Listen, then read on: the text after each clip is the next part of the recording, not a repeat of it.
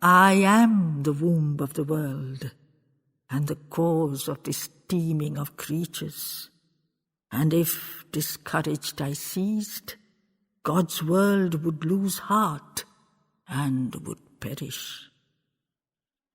How will you do then without me your works of wisdom and greatness, Hera, Queen of Heaven?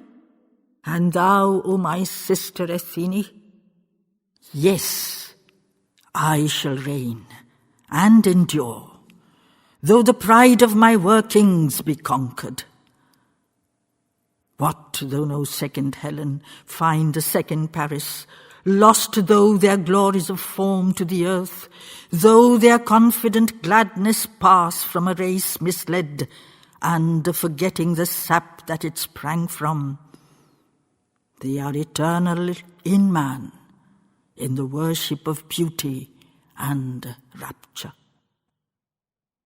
Ever while earth is embraced by the sun, and hot with his kisses, and while a will supernal works through the passions of nature, me shall men seek with my light or their darkness, sweetly or crudely, cold on the ice of the north, or warm in the heats of the southland, slowly enduring my touch, or with violence rapidly burning. I am the sweetness of living. I am the touch of the Master. Love shall die bound to my stake, like a victim adorned as for bridal. Life shall be bathed in my flames, and be purified gold, or be ashes. I, Aphrodite, shall move the world forever and ever. Yet now, since most to me, Father of all, the ages arriving hostile rebuke my heart and turn from my joy and my sweetness, I will resist and not yield, nor care what I do, so I conquer. Often I curbed my mood for your sakes, and was gracious and kindly. Often I lay at Hera's feet, and obeyed her commandments, tranquil and proud, or o'ercome by a honeyed and ancient compulsion, fawned on thy pureness and served thy behests, O my sister Pallas. Deep was the love that united us, happy the wrestle and clasping. Love divided, love united. Love was our mover. But since you now overbear and would scourge me and chain and control me, war I declare on you all, O my father and brothers and sisters. Henceforth I do my will, as the joy in me prompts or the anger. Ranging the earth with my beauty and passion and golden enjoyments, all whom I can I will bind, I will drive at the bliss of my workings, whether men's hearts are seized by the joy or seized by the torture. Most I will plague your men, your worshippers, and in my malice break up your works with confusion divine, O my mother and sister. Then shall you fume and resist, and be helpless and pine with my torments. Yet will I never relent, but always be sweet and malignant, cruel and tyrannous, hurtful and subtle, a charm and a torture. Thou too, O Father Zeus, shalt always be vexed with my doings. Called in each moment to judge, thou shalt chafe at our cry and our quarrels, often grope for thy thunderbolt, often frown magisterial, joining in vain thy awful brows or thy turbulent children, yet in thy wrath recall my might and my wickedness, Father. Hurt me not then too much. lest the world and thyself too should suffer. Save, O my Father, life and grace and the charm of the senses. Love preserve, lest the heart of the world grow dulled and forsaken.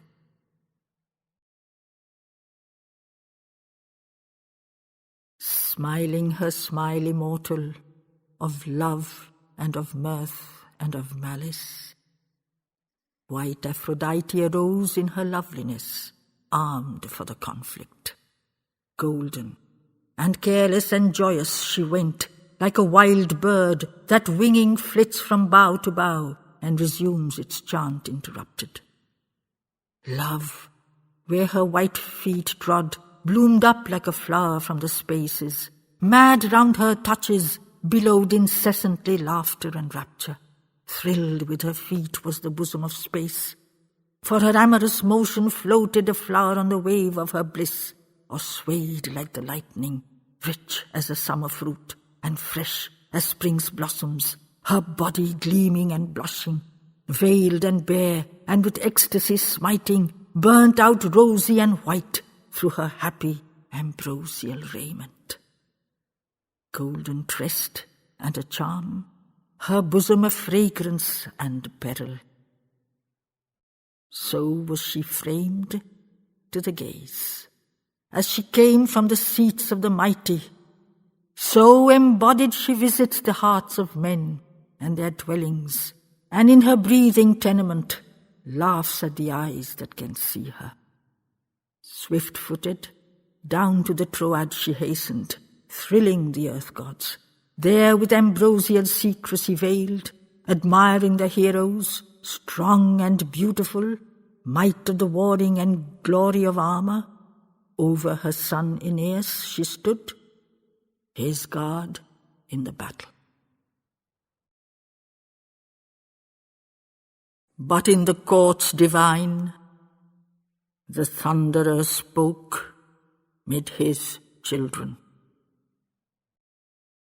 Thou for a day and a night, and another day and a nightfall, white Aphrodite, prevail. O'er thee too the night is extended. She has gone forth, who made men like gods in their glory and gladness. Now, in the darkness coming, all beauty must wane or be tarnished. Joy shall fade, and mighty love grow fickle and fretful. Even as a child that is scared in the night, he shall shake in his chambers. Yet shall a portion be kept for these, Eris and white Aphrodite. Thou, whom already thy Pythoness bears not, torn by thy advent, caverned already who sittest in Delphi, knowing thy future, what wilt thou do with the veil and the night, O burning Apollo? Then, from the orb of his glory, unbearable save to immortals, bright and austere replied the beautiful mystic Apollo. Zeus, I know that I fade. Already the night is around me. Dusk she extends her reign and obscures my lightnings with error. Therefore my prophets mislead men's hearts to the ruin appointed. Therefore Cassandra cries in vain to her sire and her brothers. All I endure, I foresee, and the strength in me waits for its coming. All I foresee, I approve, for I know what is willed, O Cronion. Yet is the fierce strength wroth in my breast at the need of approval, and for the human race fierce pity works in my bosom. Wroth is my splendid heart with the cowering knowledge of mortals. Wroth are my burning eyes with the purblind vision of reason. I will go forth from your seats and descend to the night among mortals, there to guard the flame and the mystery. Vast in my moments, rare and sublime, to sound like a sea against time and its limits. Cry like a spirit in pain in the hearts of the priest and the poet. Cry against limits set and disorder's sanities bounded. Jealous for truth to the end, my might shall prevail, and forever shatter the molds that men make to imprison their limitless spirits. Dire, overpowering the brain, I should speak out my oracles splendid. Then, in their ages of barren light or lucidity fruitful, when so the clear gods think they have conquered earth and its mortals, hidden God from all eyes, they shall wake from their dream, and recoiling, still they shall find in their paths the fallen and darkened Apollo. So he spoke, repressing his dreadful might in his bosom, and from their high seats passed, his soul august and resplendent, drawn to the anguish of men and the fierce terrestrial labour. Down he dropped with the roar of light invading the regions, and in his fierce and burning spirit, intense and uplifted, sure of his luminous truth and careless for weakness of mortals, flaming, oppressed the earth with his dire, intolerant beauty. Over the summits descending that slept in the silence of heaven, he through the spaces angrily drew towards the tramp and the shouting, over the speeding of Xanthus and over the pastures of Troia. Clang of his argent bow was the wrath restrained of the mighty. Stern was his pace like fate's. So he came to the warfare of mortals, and behind Paris, strong and inactive, waited God's moment, knowing what should arrive, nor disturbed like men by their hopings.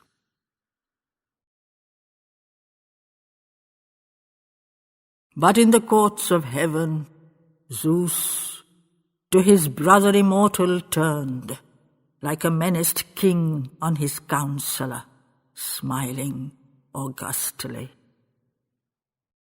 Seest thou, Poseidon, this sign that great gods revolting have left us, follow their hearts, and strive with Ananke? Yet though they struggle, thou and I will do our will with the world, O earth shaker. Answer to Zeus, the besieger of earth, the voice of the waters. This is our strength and our right, for we are the kings and the masters. Too much pity has been and yielding of heaven to mortals. I will go down with my chariot, drawn by my thunder-maned coursers, into the battle and thrust down Troy with my hand to the silence, even though she cling round the snowy knees of our child Aphrodite, or with Apollo's son take refuge from night under her shadows. I will not pity her pain, who am ruthless, even as my surges. Brother, thou knowest, O Zeus, that I am a king and a trader. For on my parts I receive earth's skill, and her merchandise gather, traffic richly in pearls, and bear the swift ships on my bosom. Blue are my waves, and they call men's hearts to wealth and adventure.